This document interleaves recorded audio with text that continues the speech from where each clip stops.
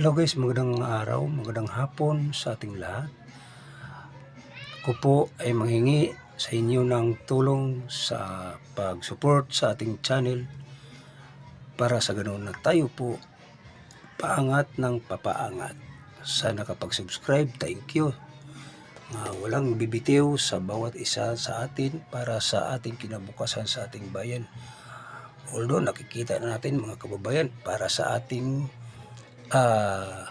paglalaban sa mga tiwali na nandyan nakaupo sa gobyerno, ibig sabihin hindi na kilala nila ang institusyon, hindi nila kinikilala ang ating batas. Ang takbuhan nila mga kababayan ang ICC, kasi ang ICC mga kababayan hindi nila kinikilala ang wrong statute sa atin. Ang kinikilala nila ang sa kanila lang, kasi hindi naman tayo kasali sa ICC sa wrong statute.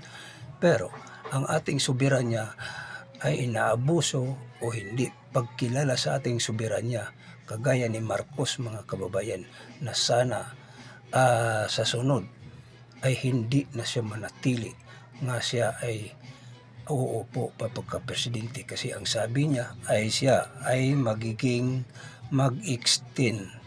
So hindi tayo papayag mga kababayan na lagi natin sila ituligsa, kasi hindi na ayon sa ating konstitusyon, hindi na ayon sa ating batas, o di na ayon sa ating soberanya mga kababayan, kasi sila ay labag sa ating batas.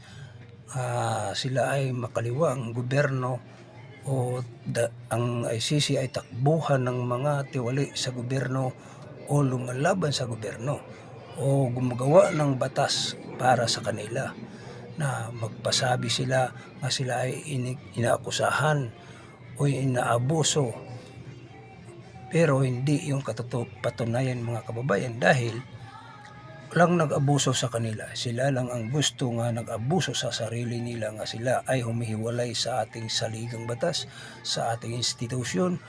Kaya nga sila ang takbuhan nila ICC, no? Kahit ng mga sinauna pa, sila si Maria Sison, yan ang takbuhan nila, ang ICC, kasi hindi na sila mahuhuli doon. Kaya nga ang mga nandiyan sa gobyerno ngayon ay isang tumuligsa sa ating panggobyerno. So ang ating Duterte nandoon sa ICC, hinuhuli or kinidnap ni Marcos. Siya ang utak sa lahat. Maraming salamat.